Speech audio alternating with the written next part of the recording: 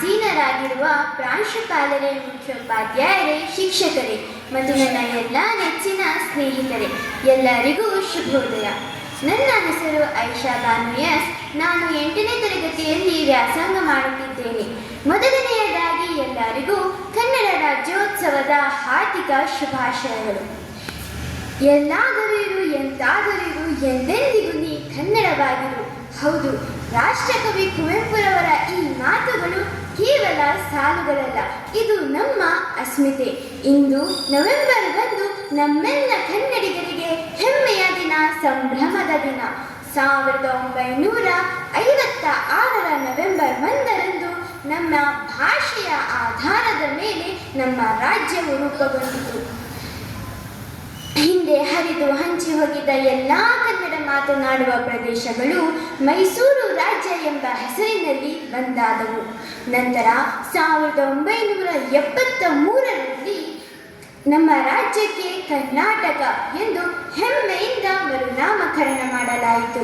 ಈ ಏಕೀಕರಣಕ್ಕಾಗಿ ಹೋರಾಡಿದ ಆಲೂರು ವೆಂಕಟರಾಯರು, ಕುವೆಂಪು, ಬೇಂದ್ರೆ, ಮಾಸ್ತಿ ವೆಂಕಟೇಶ ಅಯ್ಯಂಗಾರ್, BM ಶ್ರೀಕಂಠಯ್ಯ ಹಾಗೂ ಕಾರಂತರು ಸೇರಿದಂತೆ ಅನೇಕ ಮಹನೀಯರನ್ನು ನಾವು ಇಂದು ಗೌರವದಿಂದ ಸ್ಮರಿಸಬೇಕು.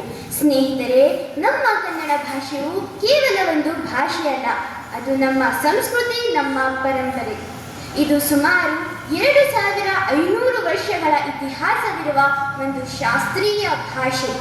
ಭಾರತದಲ್ಲಿಯೇ ಅತಿ ಹೆಚ್ಚು, ಅಂದರೆ 8 ಜ್ಞಾನಪೀಠ ಪ್ರಶಸ್ತಿಗಳನ್ನು ಪಡೆದ ಭಾಷೆ ನಮ್ಮ ಕನ್ನಡ. ನಮ್ಮ ಕಲೆ, ಸಂಗೀತ, ಸಾಹಿತ್ಯ ಮತ್ತು ಜಾನಪದ ಕಲೆಗಳು ಜಗತ್ತಿನಲ್ಲೇ ವಿಶಿಷ್ಟವಾದವು. ನಮ್ಮ ನಾಡಗೀತೆಯಾದ ಜಯ ಭಾರತ ಜನನಿಯ ತನುಜಾತೆಯು ನಮ್ಮ ರಾಜ್ಯದ ಹಿರಿಮೆಯನ್ನು ಜಗತ್ತಿಗೆ ಸಾರುತ್ತದೆ.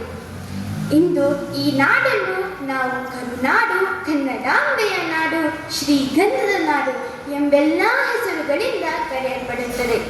ಹಚ್ಚ ಹಸಿರಿನ ಸುಂದರ ಬೆಟ್ಟ ಗುಡ್ಡಗಳು, ನದಿಗಳು, ಸಾಧು ಸಂತರು, ದಾಸರು, ಶಿವಶರಣರು ಹಾಗೂ ಕವಿಗಳಿಂದ ಕೊಂಗೊಳಿಸುತ್ತಿರುವ ನಮ್ಮ ಕನ್ನಡ ನಾಡು ಎಂಬ ಹೆಸರೇ ಒಂದು ಧೀಮಂತ ಶಕ್ತಿ.